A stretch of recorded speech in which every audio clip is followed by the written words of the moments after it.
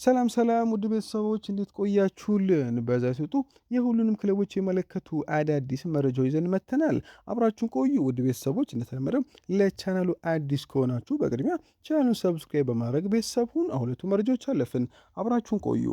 አርሰናል በአስቶን ቪላው ኮከብ ሞርጋን ሮጀርስ ላይ ያለው ፍላጎት እያደገ ነው ተባለ። እንደ ቶክ ስፖርት ጋዜጠኛ አሌክስ ሩግ ገለጻ ከሆነ መድፈኞቹ ከተጫዋቹ ካምፕ ጋር ቀደም ብለው ግንኙነት እየፈጠሩ ነው ብሏል። ኩሪክ ሁኔታውን በግልጽ እንዲህ ሲል ያስረዳል። አርሰናል በሞርጋን ሮጀርስ ያለው ፍላጎት እውነተኛ ነው። በአርሰናልና በሮጀርስ ካምፕ መካከል ቀደምት ውይይቶች እንደተደረጉ ተነግሮኛል። ከ80 እስከ 100 ሚሊዮን ፓውንድ መካከል ከፍተኛው ከቀረበ ቪላ መሸጥ ሊኖርበት ይችላል ብሏል። ሞርጋን ሮጀርስ የተለያዩ ፕሪሚየር ሊግ ክለቦችን አስደምሟል። ሮጀርስ በፕሪሚየር ሊግ ውስጥ ካሉት በጣም አስደሳች የአጥቂ አማካዮች አንዱ ሆኗል። በግራ በኩልም እንደ 10 ቁጥር ሆኖ መጫወት ይችላል። ይህም ሚኬል አርቴታ በተለምዶ የሚወደው አይነትን ተለዋዋጭነት ይሰጣልም ተብሏል። ሮጀርስ በ2025/26 የውድድር ዘመን 26 የጎል አስተዋጽኦችን ለአስቶን ቪላ ማድረግ ችሏል። አርሰናል በዚህ ክረምት የማጥቃት አማራጮቹን ለማጠናከር ሲፈልግ ከሚከታተሉት ኮከቦች አንዱ ሮጀርስም ነው ተብሏል።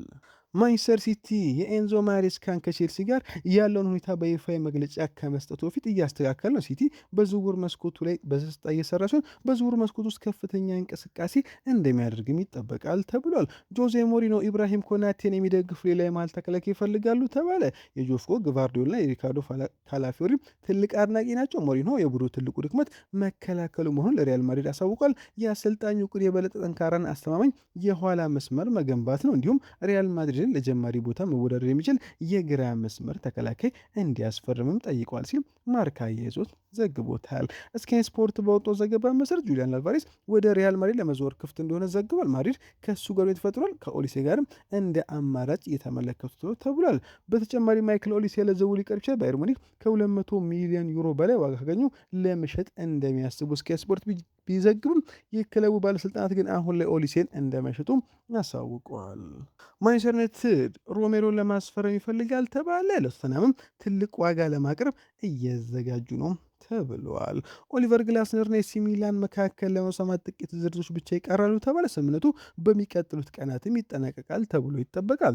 ኢንድሪክ እና ጆዜ ሞሪኖ ሁለቱም በአዲሱ ሪያል ማድሪድ ዘመን እርስ በርስ አብሮ ለመስራት ይፈልጋሉ ተብሏል። ኢንድሪክ በሊዮን ጥሩ የውሰት ጊዜ ካሳለፈ በኋላ ተመልሶ መምጣትና አሁን ከብራዚል ጋር በዓለም ዋንጫው ላይ ሙሉ ትኩረትን ማድረግ ይፈልጋልም ተብሏል። ሙንዶ ዲፖርቲቮ ባወጣው ዘገባ መሰረት አልሂላልና ናስር ራፊኒያን ወደ ሳውዲ አረቢያ ለመውሰድ እስከ 80 ሚሊዮን ዩሮ ለባርሴሎና ለማቅረብ አቅደዋል ተባለ። የሳውዲ ክለቦች አሁን ያለውን ደሞዝ በእጥፍም ለማሳደግ ዝግጁ ናቸው ተብሏል። ዌስትሃም ዩናይትድ ለማቲያስ ፈርናንዴዝ 85 ሚሊዮን ፓውንድ ዋጋ ወጣ ተባለ። ማንቸስተር ዩናይትድ ከተጫዋቹ ተወካዮች ጋር አሁን ላይ ግንኙነት ማድረግ ጀምሯል ተብሏል። አርሰናል ፒኤስጂም የተጫዋቹ ፈላጊ ናቸው።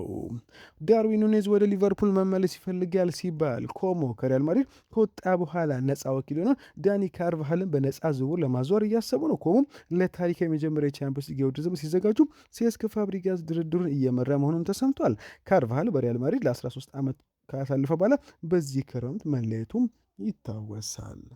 ቶተንሃም ባለፈው ክረምት ከ60 ሚሊዮን ፓውንድ በላይ ካቀረበ በኋላ ጥያቄ ውድቅ ቢደረግበትም በዚህ ክረምት በሳቪኒሆ ላይ ያለውን ፍላጎት እያሳደገ ነው ተባለ። ሳቪኒሆ በዚህ ክረምት ከሲቲ ሊለቅ ይችላል ሲባል ከ43 እስከ 52 ሚሊዮን ፓውንድ ተጫዋቹ ሊያስወጣም ይችላል ተብሏል። ስፐርሶች ከሁለት ተጫዋች ጋር ባለፈው ክረምት በግልሎች ላይ ቀድሞ መስማማታቸው ይታወሳል። የፈረንሳዊ ኃያል ክለብ ፓሪስ ሰን ጀርሜን በዚህ ክረምት ለዝውውር ከሪያል ማድሪድ ጋር እንደማይገናኙ ግልጽ አድርገዋል ተባለ። የሊግ አንድና የሻምፒዮንስ ሊግ አሸናፊዎቹ የፖርቹጋሎቹ የመሃል ሜዳ ተጫዋች ከሉዊስ ኤንሪኬ የረጅም ጊዜ እቅዶች ጋር አዋጭ አድርገው ይመለከቷቸዋል። ስለሆነም ማንኛውንም ጥያቄ ግምት ውስጥ ለማስገባት ፈቃደኛ አይደሉም ሲል ፋብሪዚዮ ሮማኖ ገቡታል። ማንቸስተር ሲቲ ከተከላካያቸው ጆስኮ ግቫርዲዮል ጋር ስለ አዲስ ውል ለመነጋገር ይፈልጋሉ ተባለ። የአራት ዓመት ተጫዋች በአሁን ጊዜ እስከ 2028 ድረስ በሲቲ ቤት ኮንትራት አለው። አሁን ላይ ሲቲዎች ከማድሪድ የመጣውን ፍላጎት ለማስቀረት የረጅም ጊዜ ቆይታውን ለማረጋገጥ አዲስ ውል ለማቅረብ ዝግጁ ናቸው ተብለዋል። ኢንተር ሚላኖች ለእንግሊዛዊ አማካይ ከርቲስ ጆንስ ጥያቄ አቅርበዋል ተባል። ነገር ግን በአሁን ጊዜ ከሊቨርፑል የመልቀቁ ነገር በጣም አናሳ ነው ተብለዋል። ፉልሃም ራውል ጄሚኔዝን በዚህ ክረምት ኮንትራቱ ሲያልቅ ክለቡን እንደሚለቅ አስታውቋል። ሃሪ ዊልሰን ደግሞ አዲስ ውል ቢቀርብለትም እስካሁን ውሳኔ ላይ አልደረሰም ተብሏል። የሳውዲው አል-ኢትሃድ ጀርገን ክሎፕን ወደ ክለቡ በከፍተኛ የስራ አስፈጻሚነት ቦታ የማምጣት እድልን እያጣሩ ነው ተባለ። የሳውዲ ፕሮሊግ ቡድን የቅጥርና የዝውውር ስትራቴጂን በበላይነት በመቆጣጠር ላይ ያተኮረ የቴክኒክ ዳይሬክተር ሚናን በተመለከተም ጀርገን ክሎፕን አነጋግሯል ተባለ። ከቅርብ ቀናት ወዲህ ከክሎፕ ተወካዮች መካከል አንዳንድ ቤቶች እንደቀጠሉም ተረጋግጧል። ክሎፕ ወደ ሳውዲ አረቢያ ለመዘወር ፈቃደኛ እንደሆነ ይታመናል። ምንም እንኳን ማንኛውም ሊሆን የሚችል ለውጥ የሚመጣው የሊጉ ወቅት ከጀመረ በኋላና ከሬድቡል ጋር ያለው ያሁን ቁርጠኝነት ሲያበቃ ብቻ ነው ሲል ሳቻታ ቫሊዮሪ ዘግቦታል። ጁቬንቱሶች የአስቶን ቪላ ግብ ጠባቂ ኤሚሊያኖ ማርቴዝን ለማስፈረም እንቅስቃሴ ጀምረዋል ተባለ። የፒኤስጂ ግብ ጠባቂ ሉካስ ቫሌር ክለቡ መደበኛ የመነሻ ሚናውን መስጠት ባለመቻሉም በዚህ ክረምት ከ1 ዓመት ቆይታ በኋላ ሊለቅ ይችላል ተባለ። እንግሊዞቹ አስቶን ቪላና ቶተንሃም ሁለቱም ተጫዋቹን ለማስፈረም ፍላጎት አላቸው። ሌላኛው የእንግሊዝ ክለብ ኒውካስትልም ግብ ጠባቂ ሊያስፈርም ዝግጁ ነው ተብለዋል። የባየር ሙኒክ ፕሬዝዳንት ሄርበርት ሃይነር ማይክል ኦሊሴ ለሽያጭ እንደማይቀርብ ለሪያል ማድሪድ በይፋ ተናገሩ። የክንፍ ተጫዋቹ የፍሎሬንቲኖ ፔሬዝ ዋና የክረምት ኢላማ እንደሆነ በሰፊው በሚዘገበው ዘገቦች ምክንያት ነው ተብሏል። ፔሬዝ ውርለት የሪያል ማድሪድ ፕሬዝዳንት ሆነው በድጋሚ መመረጣቸውን ተከትሎ በዚህ ክረምት የክለቡን ሪካርድ የሆነ የ150 ሚሊዮን ዩሮ ዋጋ አዲስ ጋላክቲኮ እንደሚያመጡ ቃል መግባታቸው ይታወሳል። ፔሬዝ ኢላማን ባይጠቅስም ብዙዎች የጠየቀው ተጫዋች የባየርኑ ኦሊሴ እንደሆነ ገምተዋል። የሚገርሙ ነገር አዲሱ አሰልጣኝ ሞሪኖ ባየር ሙኒክ ባለፈው ወር በበርሊን ባደረገው የዲኤፍቢ ዋንጫ የፍጻሜ ጨዋታ ላይ ባየር ሙኒክ ስቱትጋርትን ባሸነፈበት ጨዋታ ላይ በጨዋታው ላይ መታደማቸው ይታወሳል። ይሁን እንጂ ባየርን ኦሊሴን በቀላሉ ለመልቀቅ ዝግጁ አይደለም። የክለቡ ፕሬዚዳንት ሄርበርት ሃይነር የሽያጭ ዕድልን ሙሉ በሙሉ ውድቅም አድርገዋል። ማይክል ኦሊሴ ባየር ሙኒክ ተጫዋች ሲሆን አሁንም ረጅም ጊዜ ውል ያለው ነው፣ እኛ የምንሸጥበት የምንሸጥ ክለብ አይደለንም ሲል ለቢልድ ተናግሯል። ፍሎሬንቲኖ ፔሬዝ ትልቅ ዋጋ ሊልክልን ቢፈልግም እኛ አንቀበልም ሲል ፕሬዚዳንቱ ተናግሯል። የቢልድ ዘገባ እንደሚያመለክቱ የስፖርት ዳይሬክተሮቹ ማክስ ኤበርና ክሪስቶፈር ፍሬዮንም ጨምሮ የባየርን ቁልፍ ውሳኔ ሰጪዎች ኦሊሴ የማይሸጥ እንደሆነ ይስማማሉ ሲል ዘግቦታል። ሆላንድ ጁሪየን ቲምበር በ2026 የዓለም ዋንጫ በብሽት ጉዳት ምክንያት እንደማይሳተፍ ይፋ አደረገች። ቲምበር ችግሩ የጀመረው አርሰናል ኤቨርተንን ባሸነፈበት መጋቢት ወር ሲሆን አርሰናል ከፓሪስ ሰን ጀርሜን ጋር ባደረገው የቻምፒየንስ ሊግ የመጨረሻ ጨዋታ ወቅት ወደ ስብስቡ መመለሱ ይታወሳል። ቲምበር ኔዘርላንድ ለዓለም ዋንጫ ማጣሪያ ባደረገቻቸው 5 ጨዋታዎች ላይ ተገኝቶ ነበር። ይሁን እንጂ የ24 ዓመቱ ሁለገብ ተከላካይ በዚህ የዓለም ዋንጫ እንመለከተው። በቲምበር ምትክ የሰንደርላንዱ ተጫዋች ሉቻሬል ጌርቱርዳ ምትክ ሆኖ ተጠርቷል። ከሕክምና ባለሙያዎች ጋር በመካከል ቲምበር ከኡዝቤኪስታን ጋር ከተደረገው ጨዋታ በኋላ በኒውዮርክ የሚገኘውን የብሔራዊ ቡድን የቅድመ ካምፕ እንዲለቅ ወስነናል ሲል ሆላንዶች አሳውቀዋል። ቼልሲ ቡድኑ እንደገና ለመገንባት እየተዘጋጀ ሲሆን 3 ቦታዎችን ኢላማ እያደረጉ ነው ተብሏል። የቼልሲ የክረምት የዝውውር መስኮት ክለቡ በዣቪ አሎንሶ ትላልቅ ለውጦችን ለማድረግ ይፈልጋል። እንደ ፉትቦል ለንደን ዘገባ በአሎንሶ እና በቼልሲ የስፖርት አመራር ቡድን መካከል በዝውውር ጉዳዮች የማያቋርጥ ውይይት አለ። ቼልሲ በ3 ቁልፍ ቦታዎች ላይ ፊርማዎችን ኢላማ ያደረገ ነው ተብሎ ይታመናል። የመሃል ተከላካይ፣ የመሃል አማካኝና እንዲሁም የግራ ክንፍ ተብሏል። ስካይ ስፖርት ባለፈው ወር ቼልሲ አሎንሶን በ4 ዓመቱ ከቀጠረው በኋላ ወዲያውኑ ምን ያህል የዝውውር ቁጥጥር እንደሚኖሩ ጥያቄዎች ሲነሱ ነበር። ዣቪ አሎንሶ በቼልሲ አዳዲስ ተጫዋቾች ጉዳይ በከፍተኛ ሁኔታ ይሳተፋል። ነገር ግን የክለቡ የቅጥር መዋቅር አሁንም የመጨረሻ ውሳኔዎችን ይመራሉ ተብሏል። ይህ አካሄድ ምክንያት ነው ቼልሲ በቅርብ ዓመታት ውስጥ ከፍተኛ ገንዘብ አውጥቷል። ነገር ግን ቡድኑ ብዙውን ጊዜ ሚዛናዊ ያልሆነ ይመስል ነበር። ቼልሲ አሁንም ተጨማሪ መከላከል ባህሪ ያላቸው ተጫዋቾች ስለሚፈልግ አዲስ የመሃል ተከላካይ አስፈላጊ እንደሆነ ይሰማቸዋልም ተብሏል። የመሃል አማካኝ ቦታ ሌላ ተጠባቂ ቦታ ሲሆን በተለይም አሎንሶ ተጨማሪ ቁጥጥርና የታክቲካል ብልህነት በመገንባት ላይ የሚፈልግ ስለሆነ ሌላ አማካኝ ተጫዋችም ይፈልጋል ተብሏል። የግራ ክንፍም የሚጠበቅ ሲሆን በርካታ አጥቂዎች እርግጠኛ ያልሆነ ወደፊት እጣ ፈንታዎች እያጋጠመ ሲሆን ክለቡን በመጨረሻው 3ኛ ሜዳ ክፍል ትክክለኛ ሚዛንን ለማግኘት እየፈለገ ነው ተብሏል። የሪያል ማድሪድ ዳግም ግንባታ ሲጀመር ጆዜ ሞሪኖ የማንቸስተር ሲቲውን ኮከብ ተጫዋች እንዲፈርም ጠይቀዋል ተባለ። የበርናንዶ ሲልቫ ቀጣይ እርምጃ የክረምቱ በጣም አስደሳቹ ዝውውር እንደሆነ ይታሰባል። ፖርቹጋል አማካይ አሁን በኢታድ አስደናቂ ጊዜ ካሳለፈው በኋላ ማንቸስተር ሲቲ ይለቋል።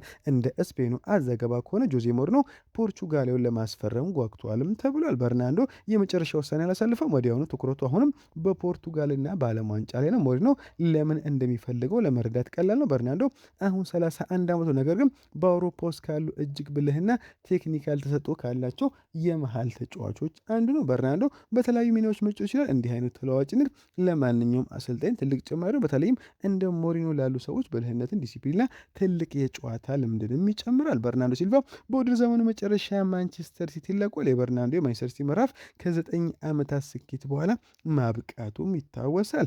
ለበርናንዶ ፉክክሩ ጠንካራ ነው። ጁቬንቱስና አትሌቲኮ ማድሪድ ሁለቱም ፍላጎት አላቸው። ባርሴሎና ግን ለረጅም ጊዜ ከተጫዋቹ ጋር ተገናኝተዋል። በርናንዶ ራሱ ባርሴሎና አማራጩ እንደሆነ በይፋም ነበር። ምንም እንኳን ቀጥሎ የት እንደሚጫወት ይፋ ባያደረግም በርናንዶ ወደ ላሊጋ የሚያመራበት እድል ሰፊ ነው። ሆኖም የባርሴሎና የቅርብ ጊዜ ለአንቶኒ ጎርደን ያደረገው እንቅስቃሴ ነገሮችን ሊያወሳስብ ይችላል ተብሏል። የ8 ዓመቱ ጣሊያናዊ ተጫዋች የሊቨርፑልን የወደፊት ፋንታ ከመወሰኑ በፊት ከኢራኦላ ጋር ውይይት ለማድረግ እየፈለገ ነው ተባለ። የፌዴሪኮ ቺዛ የሊቨርፑል የወደፊት ፋንታ አሁንም ክፍት ነው። ነገር ግን ጣሊያናዊ ክፍ መሰረቶች ከአዲሱ ዋና አሰልጣኝ አንዶኒ ኢራኦላ ጋር ከመነጋገሩ በፊት የመጨረሻ ውሳኔ ላለማድረግ ዝግጁ ነው ተብሏል። ከጣሊያን በተገኙ ዘገባዎች መሰረት የ8 ዓመቶች በዚህ ክረምት ለመቆየትና ቦታውን ለማስጠበቅ ወይም ለመለቀቅ ከመወሰኑ በፊት በአንፊልድ ስላለው ሚና ግልጽነት ይፈልጋልም ተብሏል። ቺዛ በሊቨርፑል የመጀመሪያ ቆይታው ብዙዎች እንደጠበቁትም አልነበርም። ባለፈው የውድድር ዘመን አንድ የፕሪሚየር ሊግ ጨዋታ ብቻ ነበር ቋሚ ሆኖ የጀመረው። አሁን የዩሮ አለመምጣት ሁኔታውን ቀይሮታል። ሊቨርፑል የቀድሞውን የበርንማውዝ አለቃ ከሾመ በኋላ በበርካታ ተጫዋቾች ላይ ውሳኔ ለማድረግ ዝግጁ ናቸውም ተብሏል። ለቺዛ አዲስ እድል ወይም አዲስ ክለብ እንደሚያስፈልገው የሚያሳይ የመጨረሻ ምልክት በቅርቡ ይጠበቃልም ተብሏል። አስደሳቹ ነገር ቺዛ አሁን ክፍት አስተሳሰብ ያለው ይመስላል። ማንኛውንም ነገሮች ለመቀበል ዝግጁ ነው ተብሏል። አስቶን ቪላዎች ሃሪ ባርነስን የመጀመሪያ የክረምት ፈራሚ አድርገው የተመለከቱት ነው ተባለ። እንደ ፉትቦል ኢንሳይደር ዘገባ የኒውካስል ዩናይትድ ኮከብ የወደፊት ፋንታ እርግጠኛ አይደለም። አስቶን ቪላ ከአዲስ ውድድር ዘመን በፊት ሁኔታውን ከሚከታተሉ ክለቦች አንዱ ሆኖ ብቅ ብሏል። ባርነስ ከኒውካስል ለመውጣት የሚጓጓ ተጫዋች፣ ነገር ግን በቡድን ውስጥ ያለውን ቦታ የበለጠ አሳሳቢ ሆኖበታል ተብሏል። ማክቢሶቹ አንቶኒ ጎርደንን ለባርሴሎና ከሸጡ በኋላ የማጥቃት ክፍላቸውን እንደገና እንደሚቀይሩ ይጠበቃል። አስቶን ቪላ የፕሪሚየር ሊግ ልምድ ያለውን አጥቂ አሁን ላይ ለማስፈረም ዝግጁ ነውም ተብሏል። ከቪላ እይታ አንጻር ባርነስ በጣም ጠቃሚ ተጫዋች ይሆናል። ከግራ በኩል ሲያጠቃ በፕሪሚየር ሊግ የተረጋገጠ ቀጥተኛና ፈጣን ተጫዋችም ነው። ባርነስ በ2023 ከሌስተር ሲቲ በ38 ሚሊዮን ፓውንድ ኒውካስትልን መቀላቀሉ ይታወሳል። እስከ 28 ድረስ ኒውካስትልም ውላለው ተብሏል።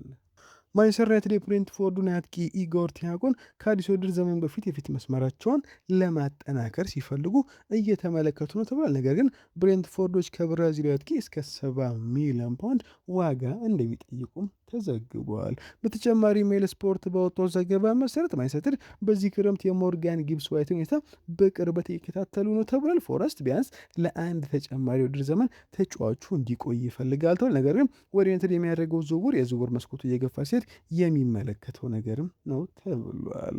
ማንቸስተርና አርሰናል ሁለቱ የቦታፎጎን አማካይ ዳኒሎን ወደ ፕሪሚየር ሊግ ለመመለስ ይፈልጋሉም ተብሏል። ቦታፎጎ ጠንካራ የክለብ የዓለም ዋንጫ ባለፈው ክረምት ያሳለፈውን ተጫዋች አሁን ላይ ለመሸጥ ዝግጁ ነው ተብሏል። እስከ 40 ሚሊዮን ዩሮ ከተጫዋቹ ዝውውር ይፈልጋሉ። ተጫዋቹም ወደ አውሮፓ ለመመለስ አሁን ላይ ዝግጁ ነው ተብሏል። ውድ ቤተሰቦች ለዛሬ የነበረ ቆይታ በዚያ በቃ። ቻናሉን ሰብስክራይብ ማድረግ አይረሳ። መልካም ቀን